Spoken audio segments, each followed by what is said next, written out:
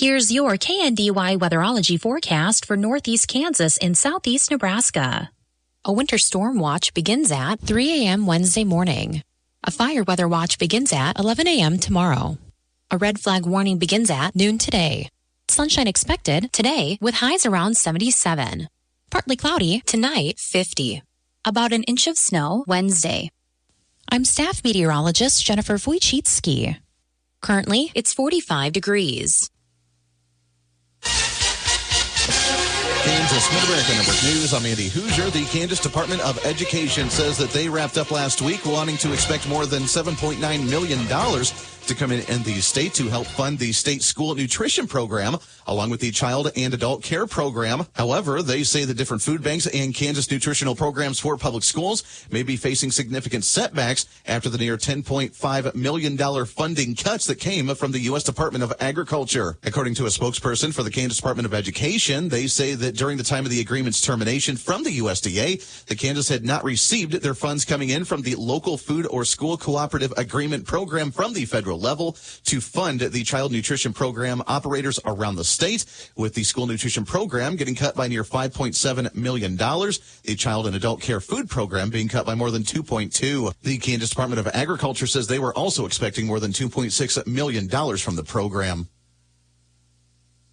Do you suffer from numbness, tingling, burning, or cramping in your feet, hands, or legs? Midwest Pain Relief Center is effectively treating many cases with these exact symptoms, helping patients find relief without endless medications. If you're someone who deals with any of these symptoms, our program could be the answer you're looking for. Call today to schedule a consultation at 620-478-2878. That's 620-478-2878. You can visit our website at MidwestPainReliefCenter.com. Midwest Pain Relief Center, preserving joints and restoring lives.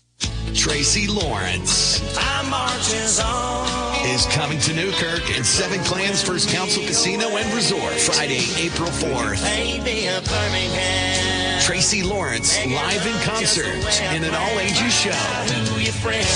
Tickets for Tracy Lawrence are available now at the Players Club or sevenclans.com. Don't miss Tracy Lawrence live at Seven Clans First Council Casino and Resort off North Highway 77 in Newkirk, Oklahoma.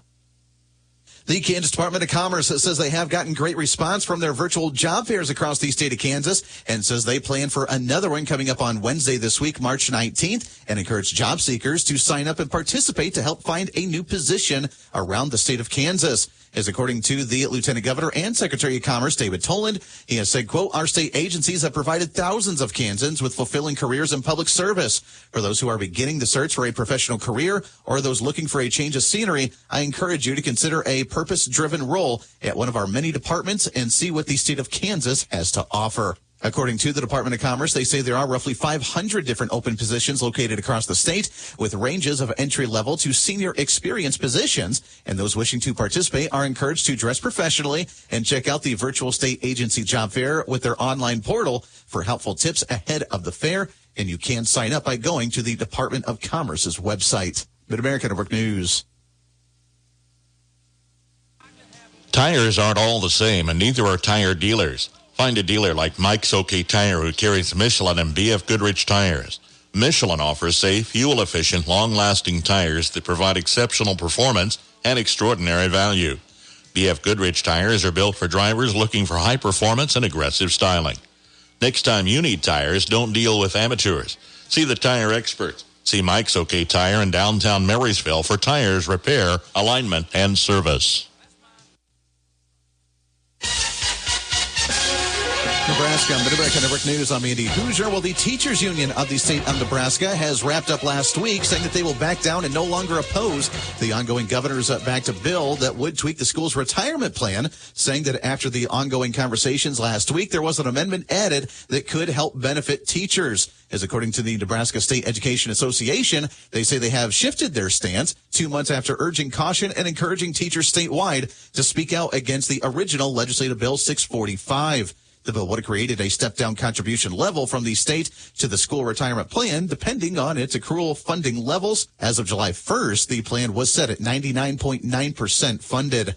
If the revised bill is passed with the amendments, it would drop the state's annual contribution towards retirement plans based on the statewide school employment payroll. And once reaching 100% of funding, the state would no longer automatically contribute year over year. Mid-America Network News. Everything's a little better when it's super. Heroes, markets, sized, and of course, checks. A super check gives you an in-depth review of your current insurance coverage with a Farm Bureau Financial Services agent, no matter who your insurance provider is. That's super cool. Talk to a Farm Bureau agent to make sure you're properly covered at fbfs.com/protect. It's your future. Let's protect it. Farm Bureau Property and Casualty Insurance Company, Western Agricultural Insurance Company. Reporting local news, I'm Bruce Dierking. High Plains Resources has begun a permit process for seismograph survey of properties in southeast Washington County and will move into southwest Marshall County if approved. Permits are needed in Washington County to collect data from landowners' property, and letters are being sent as well as personal contacts. Additional information on the process will be covered at the Washington County Township meeting March 27th, with representatives from the company on hand to address questions. Those company representatives met with Marshall County commissioners at last week's meeting, with no decision made on a request to allow seismic testing, which was disallowed on public roads and right-of-way by commissioners last year. Greg Meyer and Austin Klein have since joined the commission, which will reconsider the request. Some 50,000 acres have been leased in southwest Marshall and southeast Washington County, with over $1.8 million in lease payments locally. Royalty agreements are also in place if hydrogen or other mineral resources are discovered. Officials said this area had the potential to be the Saudi Arabia of hydrogen if prospects are found. First responders expressed concern at last week's Washington County Commissioners meeting with the recent hiring of a Salina doctor as coroner, noting that local incidents often require a medical examiner visit on site. No action was taken. Countywide cleanup is set for May 1st through the 3rd, with the Washington County landfill offering free dump days for county residents. Nemaha County commissioners heard from Fair Board members that the old horse barn had been removed to allow construction of a new facility on the site. Donations toward the project may be left with the community foundations in Seneca or Sabetha. Grant funding is being sought for replacement of rodeo bleachers at the fairgrounds. Commissioners voted unanimously to approve a neighborhood revitalization resolution for the city of Seneca. Near zero visibility at times mid-afternoon Friday, as authorities advised caution, discouraging travel, and working some accidents. Evergy and rural utilities had a number of power poles went down. Substations were rerouted to continue electric service. Marysville Fire Department was called out Friday afternoon to contain hot spots from a controlled burn earlier in the week at the North Trailhead of the Blue River Rail Trail. They were on the scene for about an hour. Your news on your time, a podcast of the morning and midday news blocks available Monday through Friday at our website, KNDYradio.com. At United Bank & Trust, we get it. Bank hours don't always fit into your schedule. With the United Bank & Trust mobile banking app, you can bank anytime, anywhere. At home, at work, or anywhere in between. You can perform convenient and secure transactions like mobile check deposit, transfer money between accounts, or see your balance instantly. Find it by searching for United Bank & Trust mobile app in your app store. Mobile banking with United Bank & Trust. It's banking for your way of life. Member FDIC, Equal Housing Lender. On the Marshall County Senior Citizens lunch menu today, chicken strips with a biscuit, sweet potatoes, zucchini and tomatoes, and fruit cocktail. Tomorrow, beef and noodles, a biscuit, mashed potatoes, peas, and fruited jello. KNDY News Time, 7:12. Here's your KNDY weatherology forecast for northeast Kansas and southeast Nebraska. A winter storm watch will be in effect from early Wednesday morning until early Wednesday afternoon. Sunshine today with our highs in the upper 70s and lower 80s. Southwest winds between 10 and 15 and gusting as high as 30. Partly cloudy skies overnight with our lows in the upper 40s and lower 50s. South winds between 5 and 10 and gusting as high as 25. Sunshine on Tuesday with our highs in the upper 70s and mid 80s. South winds between 10 and 15 and gusting up to 30. Then some showers and thunderstorms are likely into Tuesday night, mostly cloudy with our lows in the upper 20s and lower 30s. Easterly winds between 10 and 25 and gusting as high as 45. Rain and snow showers are possible throughout Wednesday, mostly cloudy with our highs in the mid to upper 40s. Northwest winds between 25 and 35 and gusting up to 55. Then some snow showers are possible in Wednesday night, partly cloudy with our lows in the lower to upper 20s. Northwest winds between 5 and 25 and gusting as high as 45. Still staying sunny by Thursday with our highs in the upper 50s and lower 60s, and cloudy Thursday night. I'm meteorologist Kara Foster. It's 44 degrees this hour. That's a check of the morning news and weather for this St. Patrick's Day Monday. It's the 17th of March. KNDY News Time 7:14. I'm Bruce Dierking reporting. Questions at the cut line and at the top. Top of the morning to you. I'm Jay Reynolds.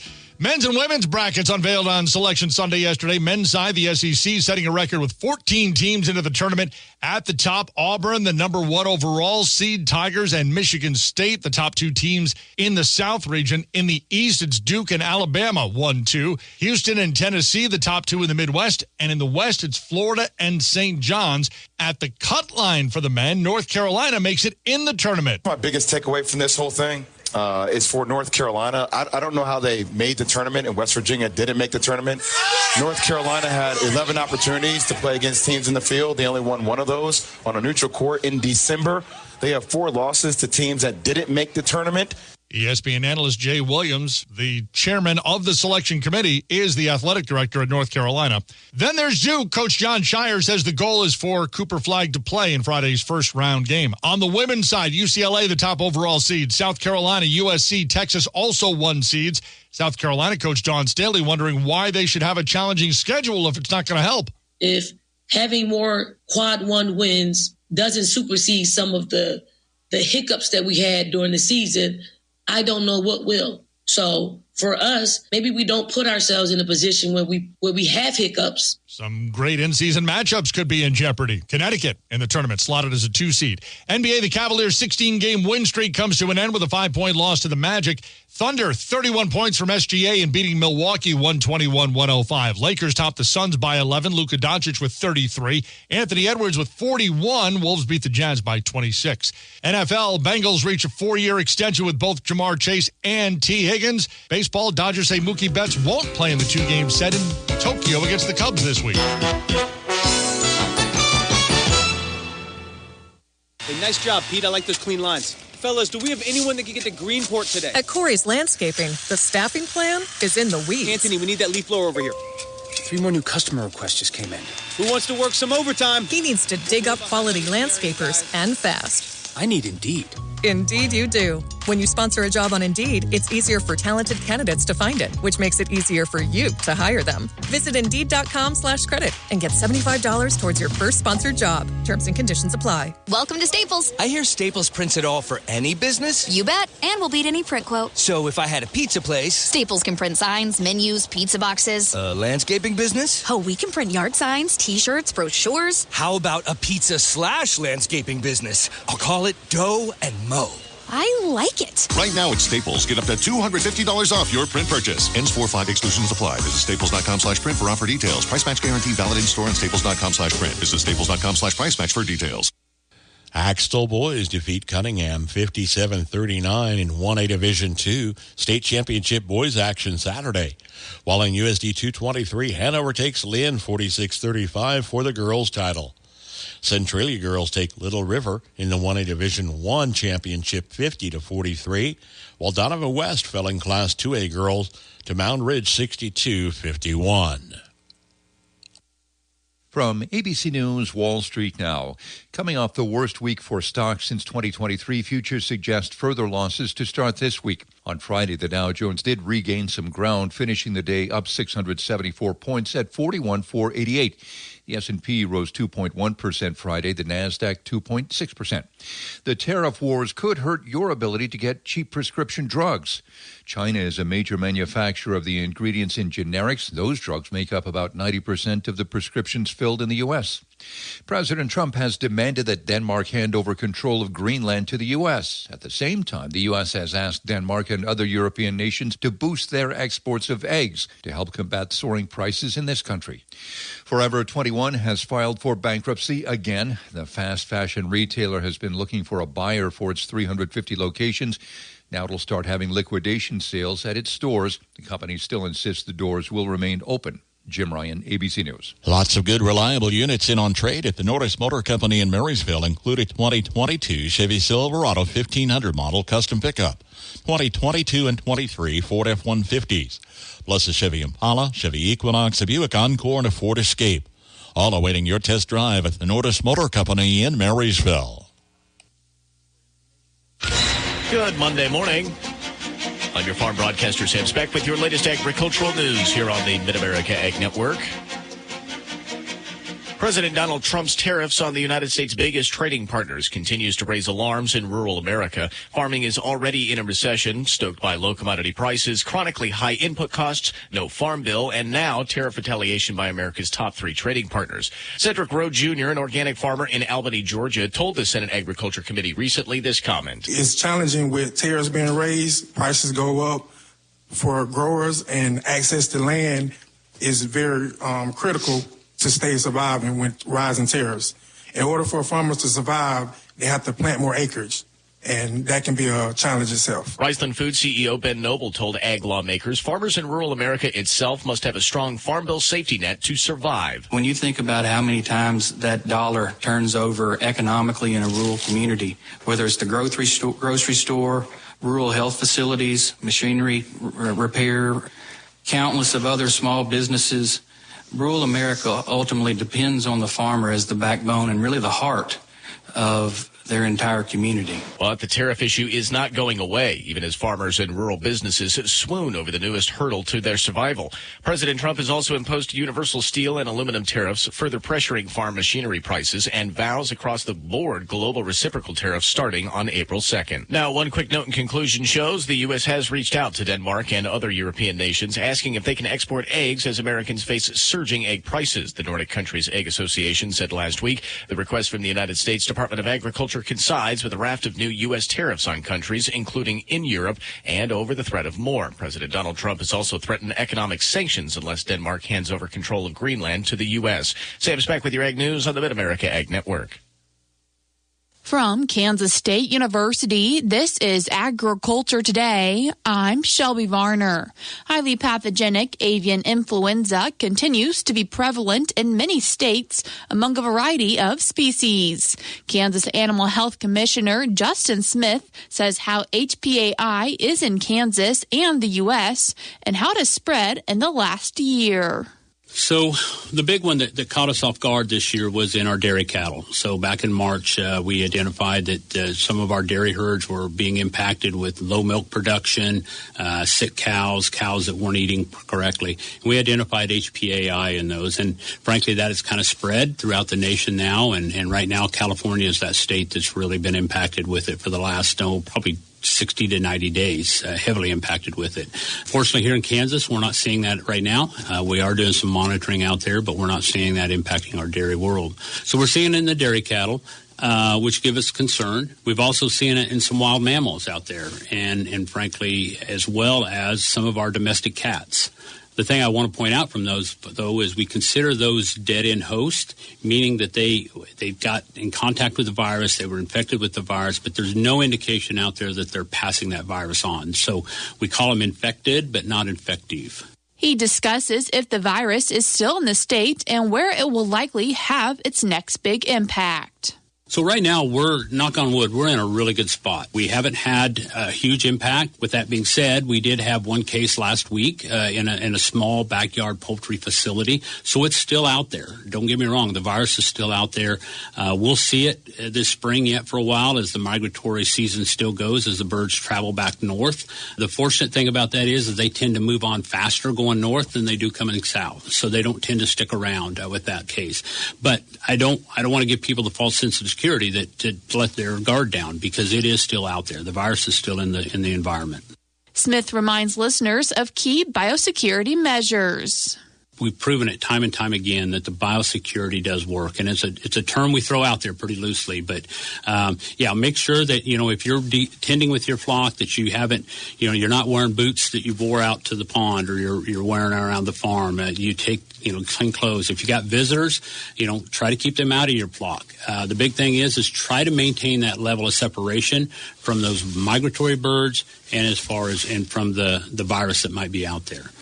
That was Kansas Animal Health Commissioner Justin Smith with what highly pathogenic avian influenza has impacted and what he expects in the future. Learn more at www.agriculture.ks.gov. I'm Shelby Varner, and this has been Agriculture Today over the K-State Radio Network. Good morning, Dennis Enriques with Vietra 77 Livestock on a Monday morning. Hey, good morning to all, and it is a Monday with a 11 o'clock start. And the interesting part this week, I guess, would be the cattle markets. Very little cattle trade in the markets. Best market would be our low of last week at $2, $3.15 in the carcass, with very few cattle marketed, mostly bought up the week before on delivery for last week. Well, here today, 11 o'clock start, 12 o'clock noon on the hay, 12:30 on the inside when we start on the feeders, the families, and the babies on a lighter run here today. You'll have a one black bull bottle calf, 10-week-old. There's going to be 6 total of black and red char baby bottle calves. They're bull and heifers. In the family department, there's one red family, a 4-year-old, twin heifer and steer calves inside. They are 5 weeks old. In the families, 2 red families, 5 to 7-year-olds with heifer calves inside at 1 to 2 weeks old, one broken mouth with a 5-week-old calf. In the heiferette selection, really a super set of 20 black open heiferettes. They're going to weigh that 1,000-pound mark. They'll sell here this morning. Certainly ready to go to the feed yard. In the feeders, it's going to be small here today. 14 black bull and heifers coming off the cow. They're going to weigh 450 to 550. The white calves, there's 4 black and black baldy heifers. They're going to weigh 5 to 575. Steve Sweit's out of Strings got a nice set of 33 red Angus cross char steer and heifers. They're going to weigh 4.5 to 6. Eddie Schmitz down at Holmes got 16 black steers coming off the cow. They're going to weigh 5 to 600. The Orth cattle, 9 black and red steer and heifers, 5 to 600. Generate out of Brownville's got 6 black steer and heifers at 700. And again, we'll be catching smaller packages here this morning.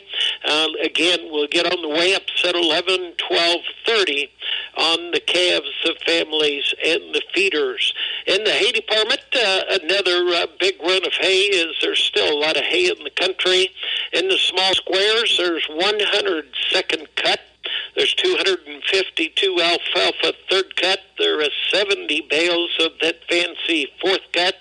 In the prairie department, 132. In the brome, 40. In the big round bales, fourth cut, there is 11 round alfalfa third cut, 56. In the first cut, 38. In the brome, 36. In the brome prairie mix, there's 86. In the prairie department, a total of 62. In the grass department, 123. CRP, 22. Round corn stock, 16. Now, there at 12 o'clock noon, we'll give you all the weights on the different cuts and different lots. So we'll give that information at sale time. So 11 o'clock here this morning, 12 o'clock noon on the hay, 12:30 on the feeders, the families, and the babies. give us a call right here at the Sale Barn, 223-3572. Alicia, Rick, Denny, Brian, Ryan, Slim, the whole crew. We do certainly appreciate the business. Now, on Thursday is our Bread Cow special. That starts at 11 o'clock. Right now, a great set of 35 first calf families. Certainly a great set there.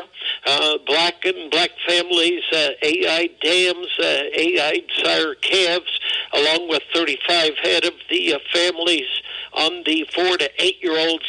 They're all grass ready on those families. We do have an additional 20 families coming in.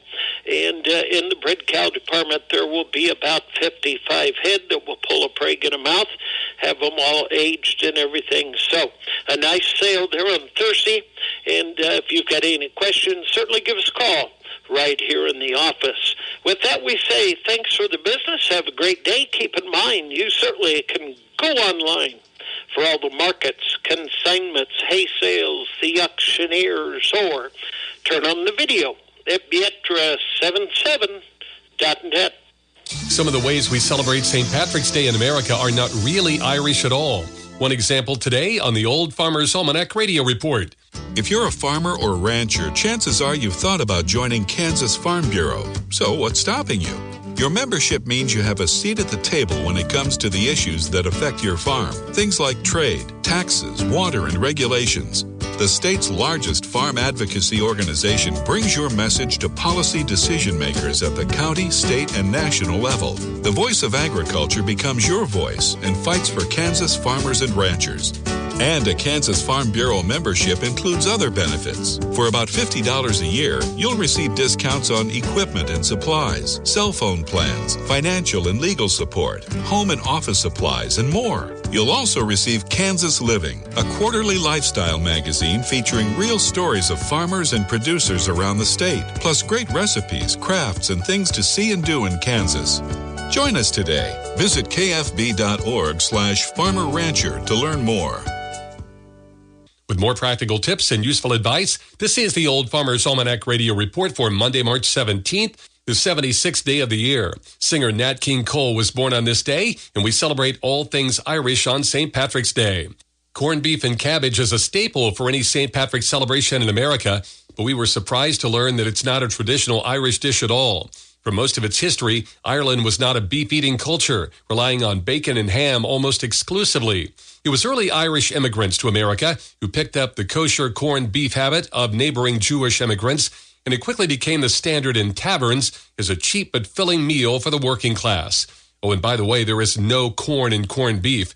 It's named after salt crystals used in the curing process, said to be the size of corn kernels. That is the Old Farmer's Almanac Radio Report.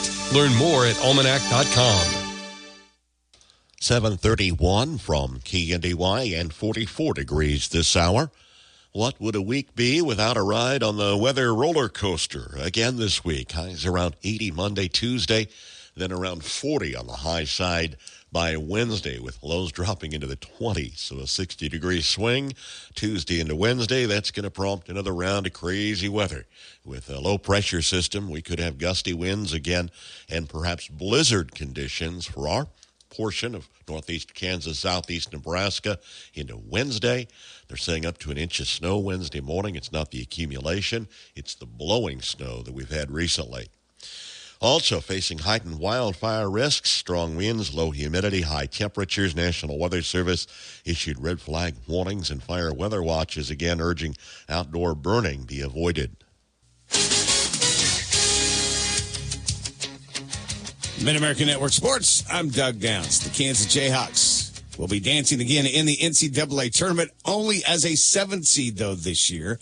Kansas, with their lowest seed in the history of the Bill Self coaching area, picked up the 7th seed. They have a first-round matchup coming up against 10th-seeded Arkansas. That will tip off at 6:10 in Providence on Thursday. Bill Self said he was not surprised to see that Arkansas would be their first-round matchup. KU and Arkansas played an exhibition game back in October, with the Razorbacks winning 85-69. Hunter Dickinson did not play in that game. If you'd like to go to the first and second rounds of the NCAA tournament, you will have that opportunity at Intrust Bank Arena in downtown Wichita. Houston, Southern Illinois University, Edwardsville, Gonzaga, Georgia, Missouri, Drake, Texas Tech, and UNC Wellington all will play at Intrust Bank Arena in Wichita. For the third straight season and for the fifth time in Hanover High School girls basketball history, the Hanover Lady Wildcats punched the championship banner with a dominating win over Twin Valley League foe Lynn, 46-35 here in Class 1A Division II from Colby. In that contest, it was 24 points from Anna Juneman, 7 points and 10 rebounds from Drew Bruna, as Hanover led all but 2 times in this contest. Sophomore Bailey Peters for the Lynn girls pitched in 19 points, but it was the been here, done this mentality of the Hanover girls that pushed them over the edge against an upstart Lynn girls team. Lynn girls finished the season 18-7, their best year since 2007 and 8.